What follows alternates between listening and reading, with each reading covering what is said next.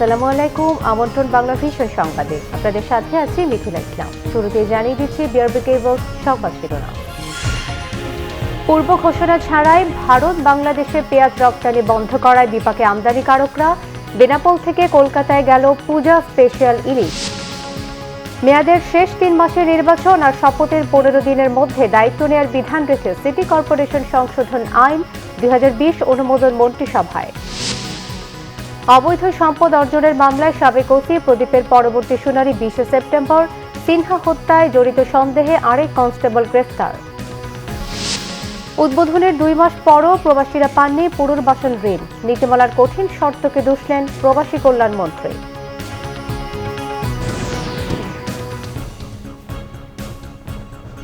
দেখছিলেন বিআরবি কেবল সংবাদ শিরোনাম। এবারে বিস্তারিত। কোনো রকম পূর্ব ঘোষণা ছাড়াই বেনাপোল ও হিলি সহ বিভিন্ন স্থলবন্দর দিয়ে বাংলাদেশে পেঁয়াজ রপ্তানি বন্ধ করে দিয়েছে ভারত। সোমবার সকাল থেকে ভারত থেকে কোনো পেঁয়াজ বোঝাই ট্রাক দেশে ঢোকেনি।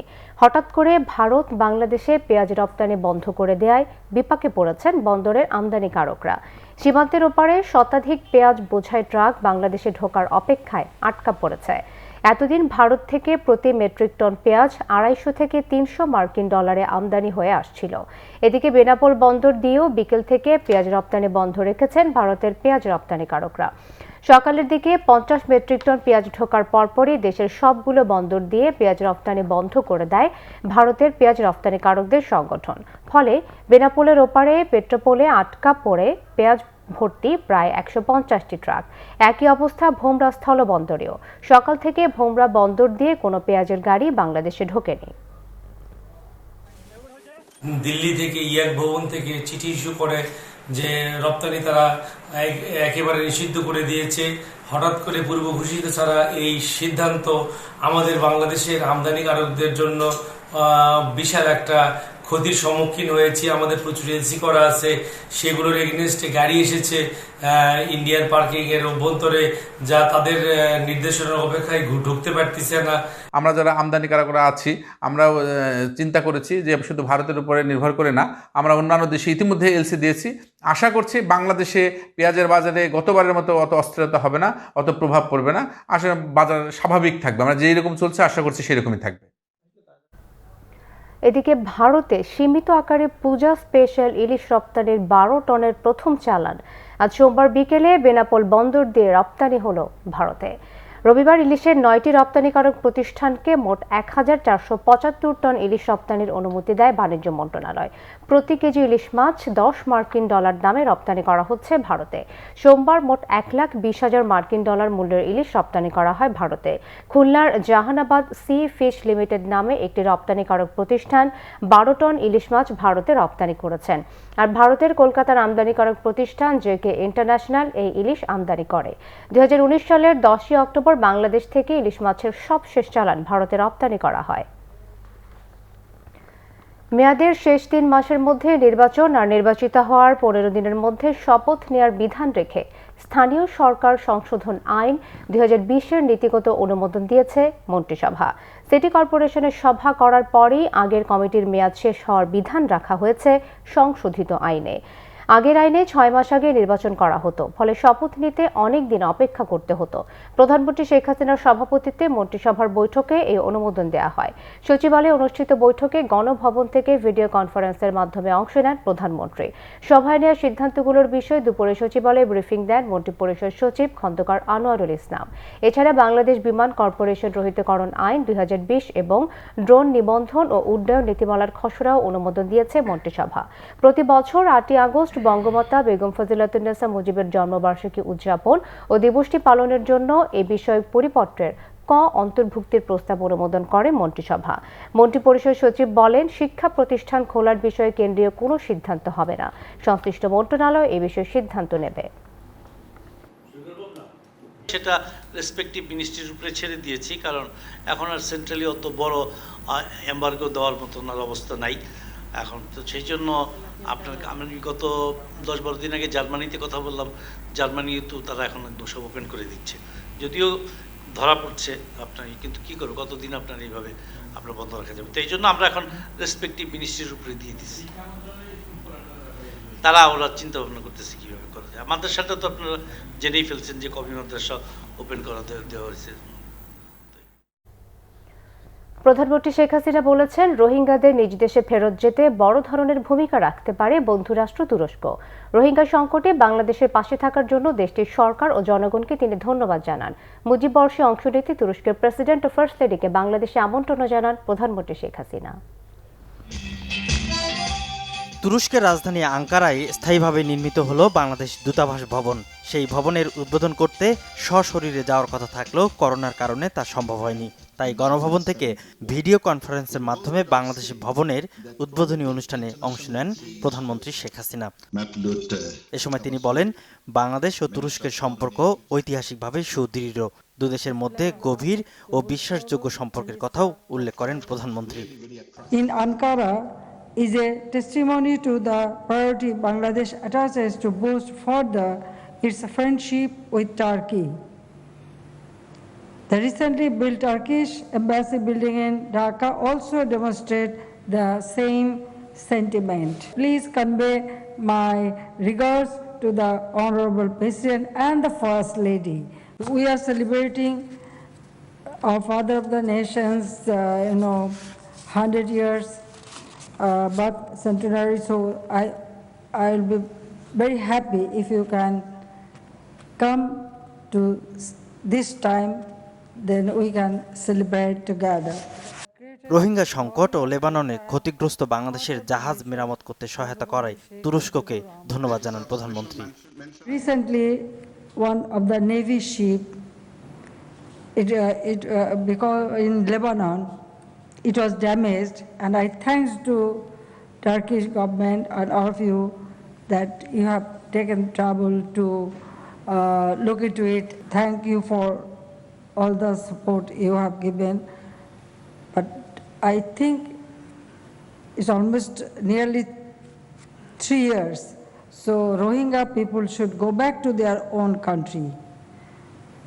So I feel that Turkey can play a pivotal role on this issue. পরে আনুষ্ঠানিকভাবে ভবনের উদ্বোধন করেন প্রধানমন্ত্রী শেখ হাসিনা। সৈয়দ আব্দুল মুহিত, বাংলা ভিশন, ঢাকা। অবৈধ সম্পদ অর্জনের অভিযোগে দুর্নীতি দমন কমিশনের মামলায় সাবেক ওসি প্রদীপ কুমার দাসকে গ্রেফতার দেখানো হয়েছে। পরবর্তী শুনানি 20 সেপ্টেম্বর। সোমবার মহানগর সিনিয়র স্পেশাল দায়রা জজ আদালত এই আদেশ দেয়। চট্টগ্রাম থেকে নাসির উদ্দিনের রিপোর্ট। কড়া নিরাপত্তায় সোমবার দুপুর 1:10-এ টেকনাফের বরখাস্ত ওসি প্রদীপ কুমার দাসকে আদালতে হাজির করা হয়। তার চেহারা যাতে গণমাধ্যমে না আসে তাই বিপুল পুলিশ সদস্য দিয়ে আগলে রেখে তাকে আদালতে তোলা হয়। সে সময় দুর্নীতি দমন কমিশন দুদক প্রদীপকে গ্রেফতার দেখানোর আবেদন করলে আদালত তা মঞ্জুর করে। পরে আসামিকে কারাগারে পাঠানো হয়। আমাদের পক্ষ থেকে আবেদন ছিল যে উনি কক্সবাজারে একটা মামলায় অ্যারেস্ট ছিল, একটা হত্যা মামলায়। তাকে এই মামলা সে জাহান্নামী আসামি, তাকে আমরা গ্রেফতার দেখানোর আবেদন করেছিলাম। মাননীয় আদালত পিডব্লিউ দিয়েছিল। আজকে আসামিকে পিডব্লিউ আদালতে হাজির করা হয়েছে এবং সেই পিডব্লিউ হাজির করার পরে আমরা আবেদনের জন্য শুনানি করেছি। মাননীয় আদালত আমাদের শুনানির আবেদন মঞ্জুর করেছেন। আসামিকে গ্রেপ্তার এই মামলায় শুনানি করেছেন। অন্যদিকে আসামি পক্ষের আইনজীবী দাবি করেন, প্রদীপের বিরুদ্ধে মামলায় কোনো জোরালো অভিযোগ নেই। আদালত আসামি পক্ষের জামিন আবেদনের শুনানির তারিখ দেয় 20 সেপ্টেম্বর। আদেশ হচ্ছে এটা শুনানি হবে আগামী রোববার। সুনির্দিষ্ট কোনো অভিযোগ নেই, তারপরও মামলা গত 23 আগস্ট প্রদীপ ও তার স্ত্রী চুমকির বিরুদ্ধে দুদকের সহকারী পরিচালক মোহাম্মদ রিয়াজউদ্দিন প্রায় 4 কোটি টাকার অবৈধ সম্পদ অর্জনের মামলা করেন। প্রদীপ ঘুষ দুর্নীতির মাধ্যমে সম্পদ অর্জন করে স্ত্রীর নামে হস্তান্তর ও স্থানান্তর করেছেন বলেও দুদকের অনুসন্ধান প্রতিবেদন এবং এজাহারে বলা হয়েছে। Bangla vision news desk. এদিকে অবসরপ্রাপ্ত মেজর সিনহা মোহাম্মদ রাশেদ হত্যায় জড়িত সন্দেহে সাবেক ওসি প্রদীপের অন্যতম সহযোগী কনস্টেবল রুবেলকে গ্রেফতার করেছে র্যাব। গ্রেফতারের পর সোমবার দুপুরে Cox's Bazar chief judicial magistrate Teknaf 3-এর আদালতে হাজির করা হয় তাকে। মামলার তদন্ত কর্মকর্তা খায়রুল ইসলাম জানান, সিনহা হত্যা মামলায় আটক রুবেল শর্মার সম্পৃক্ততা থাকতে পারে, তাই তাকে গ্রেফতার দেখিয়ে আদালতে সোপর্দ করা হয়েছে। পরে আদালত তাকে কারাগারে পাঠানোর নির্দেশ দেন।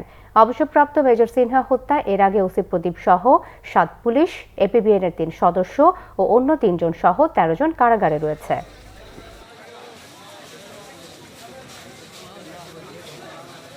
সর্বমোট আমরা 13 জন আসামিকে গ্রেফতার করতে সক্ষম হয়েছি। 13 জনের ভিতর ইতিমধ্যে আপনারা নিশ্চয়ই জানেন 12 জন বিজ্ঞ আদালতের নিকট তাদের অপরাধ স্বীকার করে স্বীকারোক্তিমূলক জবানবন্দি প্রদান করেছেন এবং আমরা তাদের সাক্ষ্য উপাত্ত এবং প্রত্যক্ষদর্শীর বয়ান আলামত সব কিছু বিবেচনা করে প্রাথমিকভাবে কনস্টেবল রুবেল শর্মা তার সংশ্লিষ্টতা পাওয়ার পরিপ্রেক্ষিতে বিজ্ঞ আদালতের নিকট তদন্তকারী কর্মকর্তা তাকে গ্রেফতারের জন্য আজ আবেদন করেছে। আবেদন শুনানি শেষে বিজ্ঞ আদালতের নির্দেশক্রমে পরবর্তী আইনানুগ ব্যবস্থা গ্রহণ করা হবে।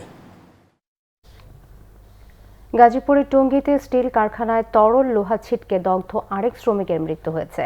এ নিয়ে দগ্ধ 5 শ্রমিকের মধ্যে 2 জনের প্রাণহানি ঘটল। দগ্ধ বাকি 3 জনের অবস্থাও শঙ্কাজনক বলে জানিয়েছেন চিকিৎসকরা। দগ্ধদের রাজধানী শেখ হাসিনা জাতীয় বার্ন অ্যান্ড প্লাস্টিক সার্জারি ইনস্টিটিউটের নিবিড় পর্যবেক্ষণে রাখা হয়েছে। শুক্রবার ভোরে টঙ্গীর এসএস স্টিলে উৎপাদন কাজের সময় ফুটন্ত তরল লোহা ছিটকে পড়ে 5 শ্রমিক দগ্ধ হন। এদের মধ্যে শনিবার বার্ন ইনস্টিটিউটে মারা যান দুলাল শেখ। এদিকে নারায়ণগঞ্জের মসজিদে ভয়াবহ বিস্ফোরণে পুড়ে যাওয়া 5 জনের অবস্থা এখনও সংকটাপন্ন। শ্বাসনালী সহ শরীরের বেশিরভাগ অংশ পুড়ে যাওয়ায় তাদের অবস্থা গুরুতর। নারায়ণগঞ্জের ঘটনায় দগ্ধ 60 জনের মধ্যে একজন সুস্থ হলেও বাকি 31 জনেরই মৃত্যু হয়েছে। সড়ক পরিবহন ও সেতুমন্ত্রী এবং আওয়ামী লীগের সাধারণ সম্পাদক ওবায়দুল কাদের বলেছেন, শান্তি চুক্তি বাস্তবায়নের মাধ্যমে এগিয়ে যাচ্ছে সম্ভাবনাময় পার্বত্য এলাকা। বলেন, অধিকাংশ শর্ত পূরণ হয়েছে, বাকি শর্ত পূরণে সরকার প্রতিশ্রুতিবদ্ধ। সকালে 3 পার্বত্য জেলা ও কক্সবাজারের সড়ক উন্নয়ন বিষয়ক ভার্চুয়াল সভায় তিনি এসব কথা বলেন। এর আগে দেশের কোনো সরকারই পাহাড়ের উন্নয়নকে অতটা গুরুত্ব দেয়নি। পাহাড়কে অশান্ত করে রক্ত ঝরিয়েছে, উপজাতি উপজাতিদের মধ্যে বিরোধ সৃষ্টি করেছে। শান্তি চুক্তির মাধ্যমে শেখ হাসিনা পার্বত্য চট্টগ্রামের আকাশের শান্তির পারাবত উড়িয়েছেন। শান্তি চুক্তির অধিকাংশ শর্তই ইতিমধ্যে বাস্তবায়িত হয়েছে। ভূমি সংক্রান্ত জটিলতা দীর্ঘদিনের, এটাও নিষ্পত্তির প্রচেষ্টায় সরকারের আন্তরিকতার কোনো অভাব নেই।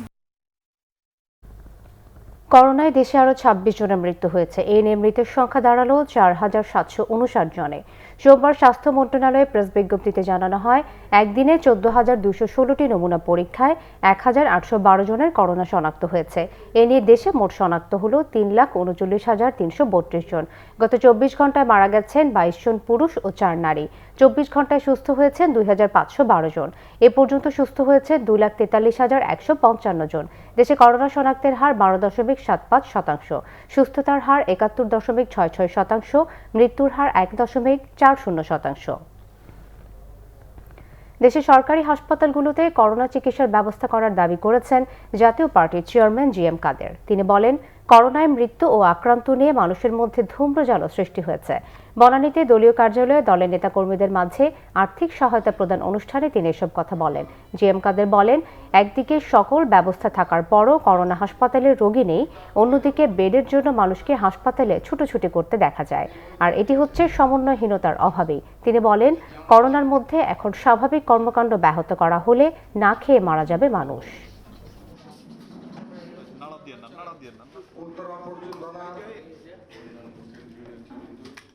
অনেক জায়গায় বলা হচ্ছে যে অনেক ধরনের সুযোগ সুবিধা ব্যবহৃত হচ্ছে না রোগীর অভাবে। আবার এদিকে আমরা এটাও দেখছি যে প্রচুর মানুষ এক হাসপাতাল থেকে আরেক হাসপাতালে ছুটাছুটি করে বেড়াচ্ছে। সরকারি পর্যায়ে যতগুলি হাসপাতাল আছে সবগুলিতে কোভিড চিকিৎসার ব্যবস্থা রাখতে হবে। যদি যেগুলোতে এখন পর্যন্ত আছে সেগুলোকে আরও শক্তিশালী করতে হবে, যেগুলোতে নেই সেগুলোতে নতুনভাবে তৈরি করার প্রচেষ্টা নিতে হবে। এটা আমাদের দাবি সরকারের কাছে। বিশ্বে করোনা শনাক্ত ও মৃত্যুর নয়া রেকর্ড ঘোষণা করেছে বিশ্ব স্বাস্থ্য সংস্থা। বিভিন্ন দেশে মোট মৃত্যু বেড়ে 9,29,900 ছাড়ালো। আক্রান্ত 2,92,80,000-এর উপরে। সংক্রমণ ঠেকাতে সোমবার থেকে লকডাউন শুরু হলো ইন্দোনেশিয়ায়। বিশ্ব স্বাস্থ্য সংস্থার নতুন হিসেব অনুযায়ী 24 ঘন্টায় নতুন করে 3,07,930 জনের করোনা শনাক্ত হয়েছে, যা এ যাবৎকালে সর্বোচ্চ। আরও মারা গেছে 5,500-এরও বেশি মানুষ। আক্রান্ত ও মৃত্যু সংখ্যার সিংহভাগই যুক্তরাষ্ট্র, ভারত ও ব্রাজিলে। ইউরোপের দেশগুলোতে বেড়েছে সংক্রমণ। 6 সেপ্টেম্বর 3,06,000-এর সর্বোচ্চ শনাক্তের রেকর্ড ঘোষণা করেছে WHO। করোনায় আক্রান্ত ও মৃতের তালিকায় প্রথমে থাকা যুক্তরাষ্ট্রে মোট প্রাণহানি 1,98,600 ছাড়িয়েছে। আক্রান্ত 67,20,000-এরও বেশি। প্রতিদিনই সর্বোচ্চ শনাক্ত ও মৃত্যু হচ্ছে ভারতে। নতুন করে 93,000-এরও বেশি শনাক্ত সহ সেখানে আক্রান্তের সংখ্যা দাঁড়িয়েছে 48,78,000-এ। ভারতে সোমবার গেল কয়েক ঘন্টায় মারা গেছে 300-রও বেশি। এ নিয়ে দেশটিতে মোট মৃত্যু 80,000-এরও বেশি। ব্রাজিলে মোট প্রাণহানি 1,31,700 ছাড়িয়েছে। আক্রান্ত 43,35,000-এরও বেশি। এদিকে ফের করোনা সংক্রমণ বেড়ে যাওয়ায় লকডাউনে গেল ইন্দোনেশিয়া। দেশটিতে মোট আক্রান্ত 2,18,000, মৃত্যু 8,007 শতাধিক। আর সংক্রমণ ঠেকাতে আগামী শুক্রবার থেকে লকডাউন কার্যক্রম শুরু করতে যাচ্ছে ইসরায়েল। জ্বালানি খাতে আমদানি নির্ভরতা এই খাতকে ঝুঁকিতে ফেলতে পারে বলে শঙ্কা গবেষণা সংস্থা সিপিডির। এক ভার্চুয়াল আলোচনায় এই শঙ্কার কথা জানিয়েছেন সংস্থাটির গবেষণা পরিচালক খন্দকার গোলাম মোয়াজ্জেম। আলোচনায় বক্তারা বলেন, বিদ্যুৎ উৎপাদন পরিকল্পনায় কয়লা থেকে সরে আসার চিন্তা সময় উপযোগী, তবে বিকল্প জ্বালানি হিসেবে এলএনজিকে বাছাই সঠিক সিদ্ধান্ত নয়। তাদের মতে এলএনজি আমদানি নির্ভর ও বিশ্ববাজারে দর উঠানামা করে, তাই এটি জ্বালানি হিসেবে সাশ্রয়ী হবে না। বরং সরকারের উচিত নবায়নযোগ্য জ্বালানি ব্যবহারের দিকে নজর দেয়া। যদিও এক্ষেত্রে নানা চ্যালেঞ্জ রয়েছে, তবে সহযোগী দেশগুলো থেকে বিনিয়োগ আনা গেলে ভবিষ্যৎ পরিকল্পনা বাস্তবায়ন সহজ হবে। আমদানি নির্ভরতা কমিয়ে বিকল্প জ্বালানি অনুসন্ধানে কার্যক্রম জোরদারের তাগিদও দিলেন বক্তারা। এছাড়া বিদ্যুৎ ব্যবস্থায় আঞ্চলিক সহযোগিতা আরও বাড়ানোর পরামর্শ দিয়েছে centre for policy dialogue CPD. উদ্বোধনের প্রায় 2 মাস পেরিয়ে গেলেও প্রবাস ফেরত একজনও পাননি আলোচিত প্রবাসীদের পুনর্বাসন ঋণ। বিশ্লেষকদের ধারণা, সঠিক পরিকল্পনার অভাব আর শর্তের বেড়াজালের কারণে এই অবস্থা। খোদ প্রবাসী কল্যাণ মন্ত্রীও বললেন, নীতিমালায় কিছু কঠিন শর্ত আছে, তবে প্রবাসী কল্যাণ ব্যাংকের ব্যবস্থাপনা পরিচালক প্রয়োজনে শর্ত সহজ করার আশ্বাস দিয়েছেন। মিরাজ হোসেন গাজীর বিশেষ রিপোর্ট। করোনার প্রভাবে প্রবাসী ফেরতরা দেশে যাতে কিছু করতে পারেন সেই লক্ষ্যে 15 জুলাই থেকে ঋণ কার্যক্রম চালু করে প্রবাসী কল্যাণ ও বৈদেশিক কর্মসংস্থান মন্ত্রণালয়। দেশের 63টি শাখা থেকে কৃষি, গবাদি পশুপালন ও ক্ষুদ্র ব্যবসা খাতে এই ঋণ বিতরণের দায়িত্ব দেয়া হয় প্রবাসী কল্যাণ ব্যাংকে। আবেদনের 15 দিনের মধ্যে গ্রাহকরা লোন পাবেন। শুরুতে এমন কথা বলা হলেও 1.5 মাসেও একজনও তা পাননি। প্রবাসী কল্যাণ ব্যাংকে যোগাযোগ করি নারায়ণগঞ্জ শাখার। ওখানকার ম্যানেজার আনিসুল হক আমাকে বলেন, আপনি ঋণ পাবেন না। কেন? বলে যে আপনার তো প্রোফাইল হাই, আপনি 40 লাখ টাকা ঋণ আগে দিয়েছেন উত্তরা ব্যাংকের, তো এরকম প্রবাসীদেরকে আমরা ঋণ দেই না। তারা বলতেছে যে আপনি ব্যবসা চালু করেন, চালু করার পরে 1 মাসে লাভ লস যেটা আছে ওইটা আপনি দেখান, তারপরে দেখে লোন পাইবেন। এই শর্ত পূরণ করতে পারবো না, আর এই লোন আমাদের সংগ্রহ আমরা গ্রহণ করতে পারবো না। প্রবাসী কল্যাণ ও বৈদেশিক কর্মসংস্থান মন্ত্রী ইমরান আহমদ বলছেন, প্রবাসীদের সহজ শর্তে ঋণ দিতেই 200 কোটি টাকা দেয়া হয়েছে প্রবাসী কল্যাণ ব্যাংকে। কিন্তু এতদিনেও কেন গ্রাহকরা ঋণ পাচ্ছেন না তা খতিয়ে দেখছেন তিনি। আমি দেখানোর জন্য করতে চাই না, দেওয়ার জন্য করতে চাই। তো এখানে দেখি শর্তটা 16টা শর্ত আছে। এখানে 16টা শর্তের মধ্যে আমার হিসাবে আমি যা দেখলাম, আমি বলি এখানে 6-7 তো এমনি বাদ দেওয়া যায়। অত শর্ত থাকবে কেন? আমার স্মার্ট কার্ড যদি থাকে, আমার আর তো কোনো পরিচয়পত্র লাগার কথা নেই। প্রবাসী কল্যাণ ব্যাংকের ব্যবস্থাপনা পরিচালক বলছেন, ঋণের জন্য প্রয়োজনীয় প্রাথমিক কাগজপত্র দিতে পারছেন না প্রবাস ফেরত অনেকে, আবার সঠিক কোনো প্রকল্প দেখাতে পারছেন না কেউ কেউ। এখানে যদি কোনোটা মনে হয় যে না এটা না হলেও চলে, তাহলে অবশ্যই আমরা নিব না। কিন্তু আমার কাছে যেটা মনে হচ্ছে যে প্রাথমিকভাবে এই কাগজগুলো একটা ব্যাংকিং করতে আসলে লাগে। আমরা কখনোই চাই না যে তারা এইভাবে তারা ক্ষতিগ্রস্ত হয়ে এসছেন। না বুঝে ব্যাংকে লোন নিলে পরে ওনারা এই ঋণটা যদি তার জন্য ঝুঁকি হয়ে যায়, তাহলে কিন্তু উনি আরেকবার ক্ষতিগ্রস্ত হবেন। বিশ্লেষকরা বলছেন, বিদেশ ফেরত কর্মীদের দেশে কোনো কাজের অভিজ্ঞতা বা প্রশিক্ষণ নেই। এজন্য বিকল্প খোঁজার পরামর্শ এই বিশ্লেষকের। নানা শর্তের বেড়াজালে এই ঋণ সুবিধাটা আটকে যাচ্ছে। একজন প্রবাসী কর্মীকে যদি তার অভিজ্ঞতা সার্টিফিকেট প্রদান করার কথা বলা হয়, সে কোথাও অভিজ্ঞতা সার্টিফিকেট পাবে? সে দেশে ফিরে এসে কীভাবে একটা প্রজেক্ট তৈরি করে সেই প্রজেক্ট সরকারের কাছে জমা দিবে? তার তো সেই প্রজেক্ট তৈরি করার কোনো অভিজ্ঞতা নাই, তার তো সেই আইডিয়া নাই। সমস্ত ব্যাংকে ইনভলভ করে যদি এই ঋণ সুবিধার আওতায় আনা হয়, তাহলে কর্মীদেরকে অন্ততপক্ষে একটি ব্যাংকে গিয়ে তাদেরকে ধর্ণা দিতে হবে না। এদিকে প্রধান কার্যালয়ের তথ্য বলছে, প্রবাসী কল্যাণ ব্যাংকের অধিকাংশ শাখায় চলছে মাত্র 3 জন করে কর্মকর্তা দিয়ে। এতে করে মাঠ পর্যায়ে যাচাই বাছাই করে ঋণ বিতরণ ও আদায় কঠিন বলে মনে করছেন সংশ্লিষ্টরা। মিরাজ হোসেন গাজী, বাংলা ভিশন, ঢাকা। খানাখন্দে রাজধানীর বেশিরভাগ সড়কেরই বেহাল দশা, কোথাও কোথাও বিশাল বিশাল গর্ত। সাম্প্রতিক অতিবর্ষণে কোনো কোনো রাস্তার বেহাল অবস্থা আরও চরমে। দ্রুত এসব সড়ক সংস্কারের দাবি ভুক্তভোগীদের। আবদুল্লাপুর থেকে এয়ারপোর্ট, রাজধানীর অন্যতম ব্যস্ত এ ভাঙ্গাচোরা সড়কটিতে যানবাহন ধীর গতিতে চলতে চলতে হেলুদুলিও পড়ে। 1-1.5 কিলোমিটারের এই সড়কটি পার হতে কত সময় লাগে তার ঠিক নেই, আর ভোগান্তি অন্তহীন। একটু পরপরই যানবাহনগুলোকে মোকাবেলা করতে হয় এক একটি মরণ ফাঁদ, তৈরি হয় যানজট।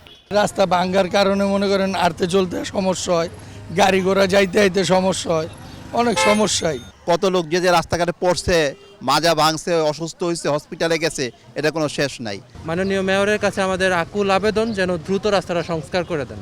এভাবে চলতে গিয়ে বিকল হওয়ার আশঙ্কায় পড়ে যানবাহনগুলো, ঝুঁকিতে পড়ে যাত্রীদের কাহিল অবস্থা। গাড়িগুলো চালাতে পারি না, আমাদের এরকম সমস্যা হচ্ছে, দেখা দিচ্ছে যেমন রিং ভেঙে যায়, স্পোক কেটে যায়, রাস্তা দিয়ে চাক্কা ডাইবে যায়, এরকম ধরনের সমস্যা হচ্ছে। এদিকে করুণ দশা রামপুরার বনশ্রী এলাকার রাস্তারও। চলতি পথে দুরবস্থায় পড়ছে বিভিন্ন যানবাহন, ভোগান্তি পথচারীদেরও। গাড়ি চালাইতে খুব সমস্যা হইতেছে, যে রাস্তা গর্ত হয়ে গেছে, এই যে ভাঙ্গাচুরা এগুলো ভালো হইলে খুব ভালো হয়। আর ব্রেক হাতে পড়িয়া গাড়ির পাতি ভেঙে যায়, মালিকদের অনেক লস হয়। আমরা মোটরসাইকেল চালাচ্ছি, আমরা শেয়ারিং করি, আমাদের সাথে যাত্রী উঠতে চাচ্ছে না, রাস্তা ভাঙা।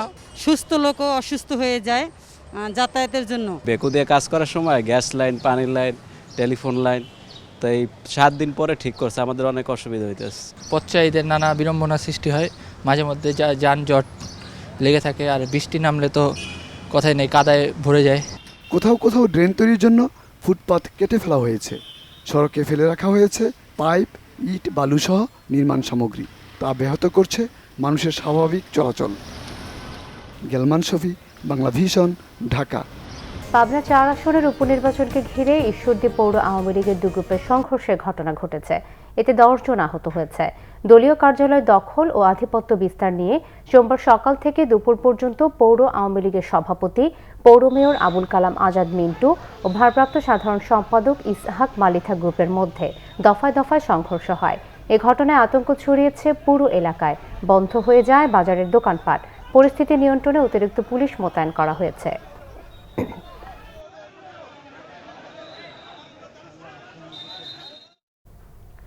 ঝিনাইদহের 7 বছরের এক শিশু ধর্ষণের শিকার হয়েছে। এদিকে রংপুরে গৃহবধূকে গণধর্ষণের অভিযোগে আটক করা হয়েছে একজনকে।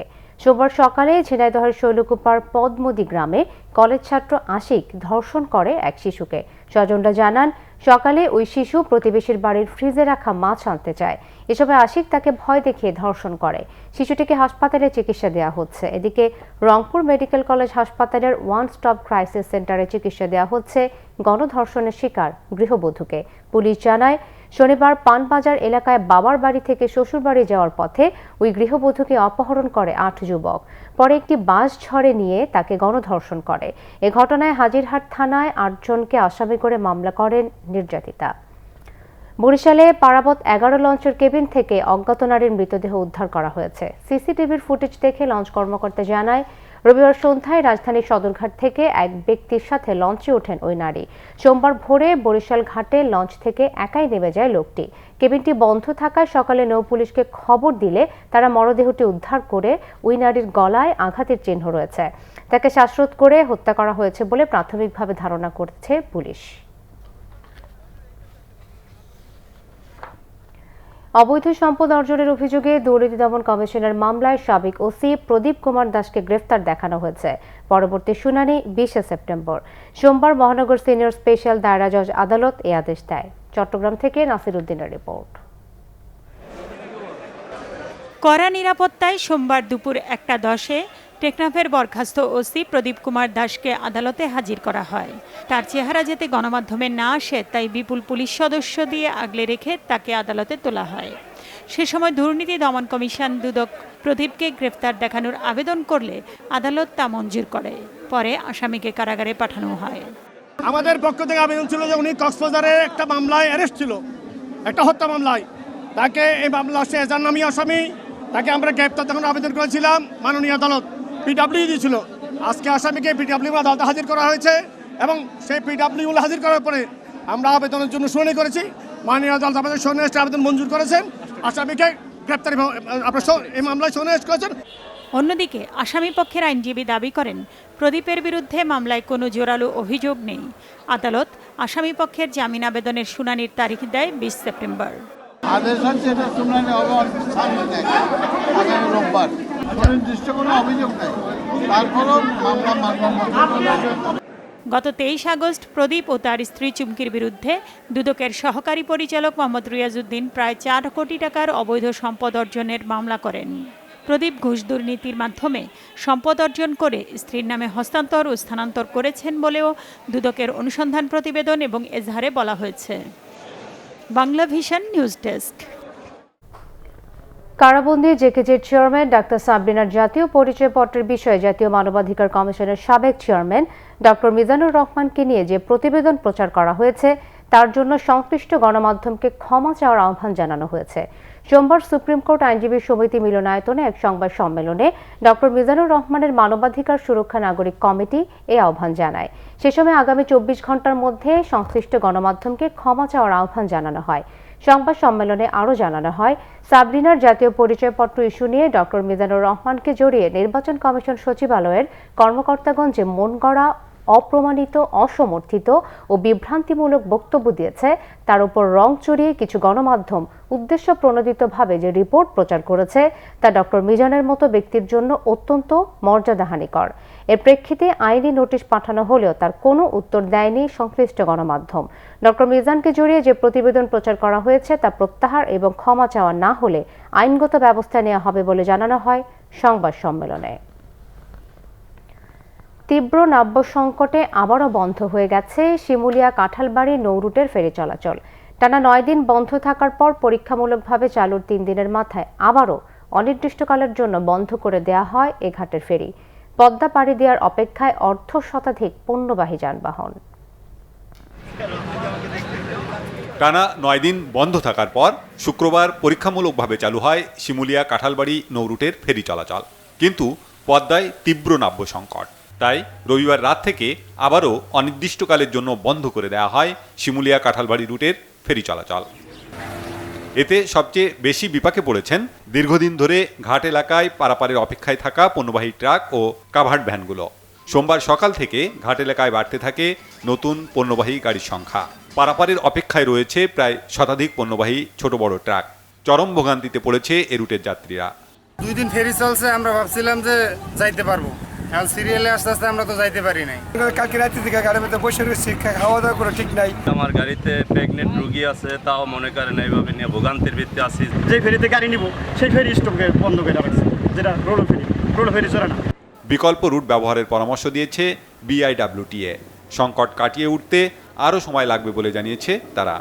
নাব্যতা এবং ড্রেজিংয়ের কারণে চলাচল করতে পারতেছে না। BIWTA আপ্রাণ চেষ্টা করতেছে, ড্রেজিং চালিয়ে রাখতেছে যাতে দ্রুততম সময়ে সবগুলো ফেরি চলাচল করতে পারে। এদিকে তীব্র ভাঙনে 3 নম্বর রোরো ফেরিঘাট এলাকায় 10 একর জায়গা বিলীন হয়েছে পদ্মায়। চরম ঝুঁকিতে ঘাটটি। এছাড়া ভয়াবহ ভাঙনে পদ্মায় বিলীন হতে চলেছে মাদারীপুরের শিবচরের বন্দরখোলা ইউনিয়ন পরিষদের দ্বিতল ভবন। ঝুঁকিতে আছে কমিউনিটি ক্লিনিক ও বাজার সহ বেশ কিছু স্থাপনা। চরাঞ্চলের 4টি বিদ্যালয় নদীতে বিলীন হওয়ায় ব্যাহত হচ্ছে শিক্ষা কার্যক্রম। তবে এ রুটে লঞ্চ ও স্পিডবোট চলাচল স্বাভাবিক রয়েছে। Bangla vision news desk. বন্যায় ব্যাপক ক্ষতি হয়েছে টাঙ্গাইলের 11 উপজেলার গ্রামীণ অবকাঠামো। ভেঙেছে রাস্তাঘাট, ব্রিজ, কালভার্ট। অনেক এলাকায় এখনও বিচ্ছিন্ন সড়ক যোগাযোগ। চরম দুর্ভোগে দুর্গত এলাকার মানুষ। LGED বলছে জেলায় ক্ষতি হয়েছে 350 কোটি টাকার। টাঙ্গাইল থেকে আতাউর রহমান আজাদের রিপোর্ট। এবারের বন্যায় টাঙ্গাইলের 11টি উপজেলার 95টি ইউনিয়ন ও 6টি পৌরসভা আক্রান্ত হয়। এতে প্রায় 1350 কিলোমিটার সড়ক ক্ষতিগ্রস্ত হয়। লণ্ডভণ্ড হয়েছে সড়ক যোগাযোগ।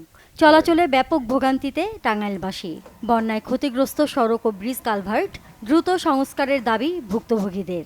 এই বছরকার বন্যায় এই কাঁচা এবং পাকা উভয় রাস্তায় অনেক ক্ষতিগ্রস্ত হয়েছে, মানুষজন চলাফেরা করতে পারতেছে না। সরকারের কাছে একটাই দাবি, আমরা অবহেলিত টাঙ্গাইলের মানুষ, আমাদের এই রাস্তাঘাট যা আছে এগুলো যেন মেরামত করে সরকার। একটা রুগী টুগী নিয়ে যদি আমরা জরুরি ভিত্তিতে কোথাও যাইতে চাই টাঙ্গাইলে অনেক সময় লাগে, যাওয়া খুব কষ্ট। সমস্যার দ্রুত সমাধানের আশ্বাস দিয়েছেন জেলা এলজিইডি প্রকৌশলী। বিস্তারিত ক্ষয়ক্ষতির বিবরণ আমরা সদর দপ্তরে পাঠিয়েছি। পরবর্তীতে হয়তোবা পুনর্বাসন প্রকল্প আমরা হাতে নেব, তখন অবশিষ্ট কাজগুলো সমাপ্ত হবে। বন্যায় 11টি উপজেলায় 328টি সড়ক ও 73টি ব্রিজ কালভার্ট ক্ষতিগ্রস্ত হয়েছে। ক্ষত সারিয়ে ঘুরে দাঁড়ানোর সংগ্রামে টাঙ্গাইলের বন্যা দুর্গতরা। Bangla vision news desk. এবারে ক্লেবন খেলার সংবাদ।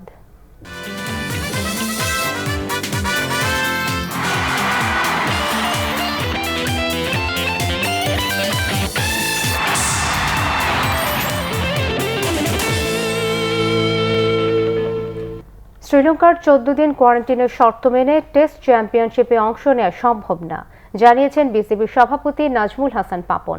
নিজেদের অবস্থানের কথা লঙ্কান ক্রিকেট বোর্ডকে জানিয়ে চিঠি দিয়েছে বিসিবি। ফলে শ্রীলঙ্কায় বাংলাদেশের 3 টেস্ট সিরিজ পড়েছে অনিশ্চয়তায়। যদিও শ্রীলঙ্কার ক্রীড়ামন্ত্রী নামাল রাজাপাকসের নির্দেশে এই সফর নিয়ে আশার আলো দেখা যাচ্ছে। বাংলাদেশের শর্তগুলো পুনর্বিবেচনার জন্য সে দেশের কোভিড-19 টাস্ক ফোর্সের সঙ্গে আলোচনা করতে লঙ্কান ক্রিকেট বোর্ডকে নির্দেশ দিয়েছেন দেশটির ক্রীড়ামন্ত্রী। 6 মাস ধরে খেলা নেই, করোনার প্রতিবন্ধকতা কাটিয়ে আবারও মাঠে ফেরার অপেক্ষায় বাংলাদেশ। শ্রীলঙ্কা সফরের জন্য মিরপুরের হোম অফ ক্রিকেটে কোচ ট্রেনারদের তত্ত্বাবধানে চলছে ক্রিকেটারদের একক অনুশীলন। দীর্ঘদিন মাঠের বাইরে থাকার জড়তা কাটিয়ে উঠতে মুমিনুল মুশফিকদের ঘাম ঝরানোর প্রচেষ্টা, প্রস্তুতি লঙ্কান ফ্লাইট ধরারও। তবে টাইগারদের অপেক্ষার প্রহর হয়তো আরও দীর্ঘ হচ্ছে। 14 দিনের কোয়ারেন্টিনের ক্ষেত্রে কঠোর অবস্থানে শ্রীলঙ্কান স্বাস্থ্য মন্ত্রণালয়। বাংলাদেশ দল 30 সদস্যের বেশি হতে পারবে না, আবার নিজেরাও দেবে না অনুশীলন সুযোগ, বল বয়ের সাপোর্ট স্টাফদের সুবিধা। তাই সোমবারের জরুরি সভায় শ্রীলঙ্কা সফর নিয়ে আলোচনায় বিসিবি কর্তারা। বোর্ড সভাপতির অভিযোগ, এমন কঠোর শর্ত মেনে টেস্ট চ্যাম্পিয়নশিপের মতো সিরিজ আয়োজন নজিরবিহীন। অন্য জায়গায় অন্যান্য দেশে কোনো দেশে 7 দিন কোয়ারেন্টাইন হচ্ছে, কিন্তু প্র্যাকটিস করতে পারছে। কেউ ঘর থেকেই বেরোতে পারবে না 14 দিন, হোটেলের ঘরের থেকেই বেরোতে পারবে না, রুম খাওয়ার জন্য রুম থেকে বেরোতে পারবে না। ওই দেশ থেকে আমাদেরকে বল থ্রো করার জন্য থ্রোয়ার তো দিবে, নেট বোলার দিবে, ওরাও এটা তো দিচ্ছেই না, আমাদের এখান থেকেও নিতে দিবে না।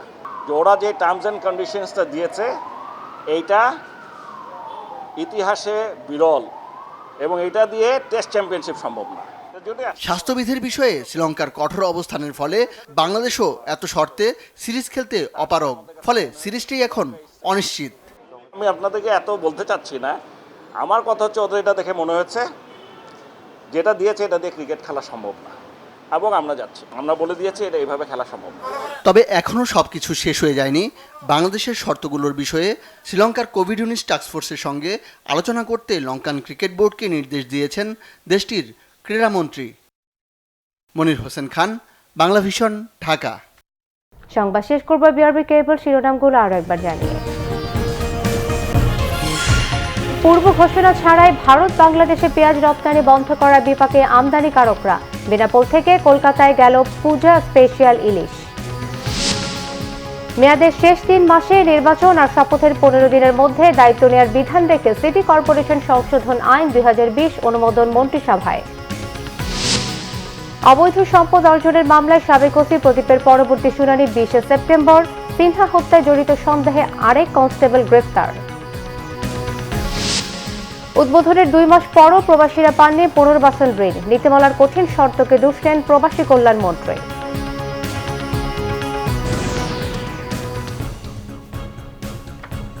এই ছিল এখনকার মতো। পরের সংবাদ রাত 1টায় দেখার আমন্ত্রণ রইল। এছাড়াও বাংলা ভিশন সংবাদ ও সংবাদ সংশ্লিষ্ট অনুষ্ঠান দেখতে লগ ইন করুন facebook.com/বাংলাভিশনে এবং সাবস্ক্রাইব করুন youtube.com/বাংলাভিশন নিউজ।